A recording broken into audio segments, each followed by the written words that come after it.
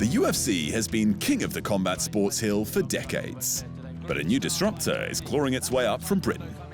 Total Kombat. No, not us. This is a combat with a K, like the game Mortal Kombat, which is also pretty excellent. But with legit world champions from every striking art you can name, the question is, should Dana White start sweating? Just ask former Bellator standout, current UFC welterweight, and Total Kombat co-owner Michael Venom Page.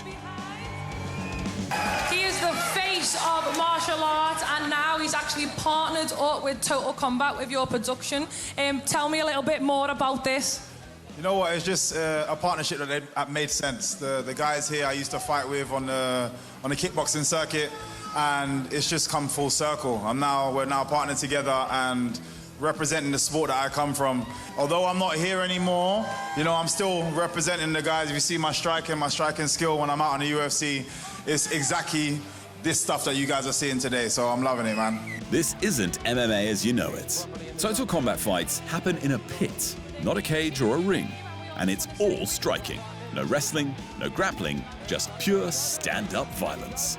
That's why Olympians, karate world champions, taekwondo experts, and even MMA vets are buying in. There is a whole generation of outstanding taekwondo, karate, other martial arts competitors, world level, Aaron, who have not been shut out by any means, but they found it hard to find a platform. Is this the platform? I think it is. I think it's a fantastic production, what the guys have done. It's an amazing platform for all martial arts, Olympic, non-Olympic, karate, kickboxing, everything. And we're seeing that mix of styles come out tonight. And what a fantastic start to the show. And it's only going to get better from here, guys. The obvious question, are the fights any good? Early returns are mixed. Everyone competing was clearly taking it seriously, but that doesn't always equate to good fights. The animosity is real, but style clashes make some bouts awkward, like this bout between the kickboxing novice Spencer Hawkins and the karate vet Brandon Jewell. Such a strict clash of fighting disciplines can feel more like a sparring experiment than a fight fans will remember, especially when competitors keep tripping over the sloped banks that surround the pit. And there's the fact that the promotion's competitors can have wildly different degrees of skill. At one end, you have elite talents like Jordan Thomas, a former WKF Karate World Champ, dismantling a kickboxing novice like Ian the Hammer Holloway. At the other end, well, let's just say not everyone looked ready for primetime TV. But hey, the UFC's early days were messy too. Alongside icons like Ken Shamrock and Bas Rutten, who were genuine MMA all-time greats. We also got Art Jimmerson, a man famous not for winning fights, but for becoming the first man to tap out in the UFC. Just kidding, he's famous for competing with a single boxing glove.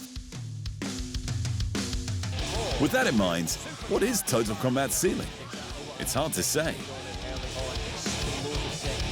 The UFC has monopolized MMA for so long that even money-loaded rivals like the PFL and One Championship haven't dented their dominance. But the UFC itself started as a scrappy experiment, and Total Kombat's learning curve feels eerily familiar. Plus, they're also moving much faster than the UFC. Just 3 events in, and Total Kombat has already locked up a major distribution deal, something the UFC took years to pull off. So suddenly, this underground show seems a little more above board. Massive distribution deal that was just signed. You've got ITVX, BN USA, and Trailer TV worldwide. Speak to me about the importance of connecting Total Kombat with the world digitally. Yeah, so this is a really exciting breakthrough for us because we now get to show the world and showcase exactly what we can do, what we're about, what the Oval's about, a new rule set that we've got that really highlights and showcases, you know, striking to its best. So this is a really exciting opportunity and time for us all.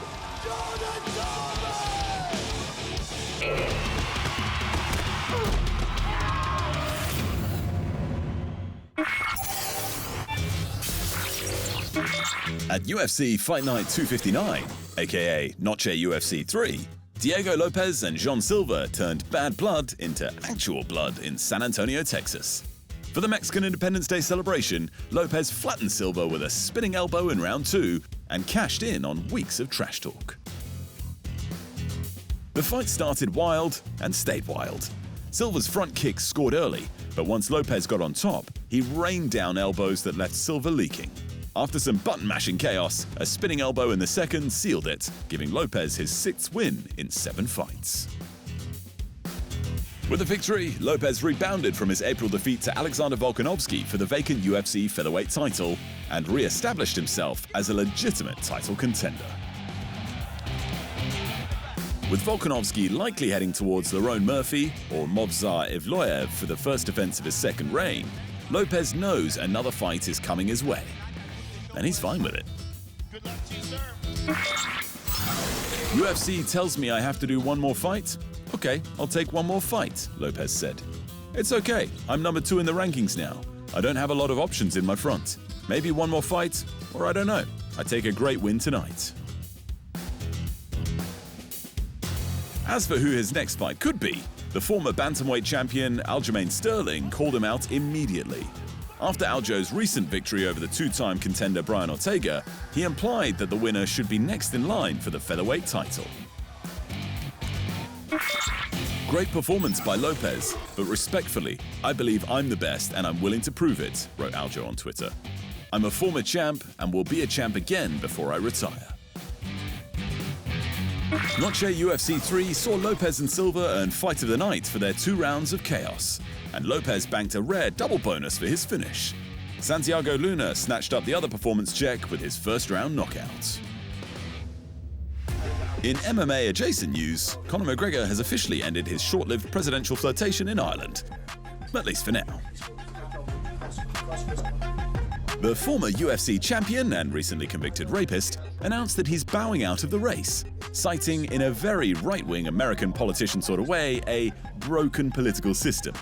In reality, he never even secured a spot on the ballot.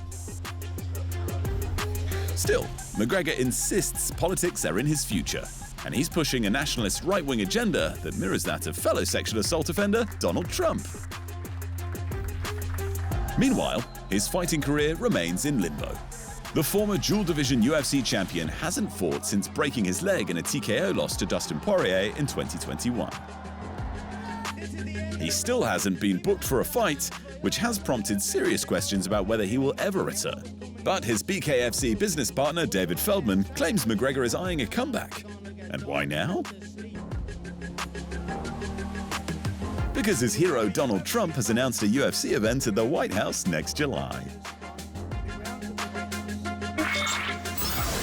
Conor told me in person. He whispered in my ear. He said, "I'm in the testing pool," said Feldman. He said, "I'm getting ready to make my comeback. I'm going to fight on that big card, and then I'm going to have another fight." Thanks for watching. And remember, if you want more fight sports in your life, just hit the subscribe button.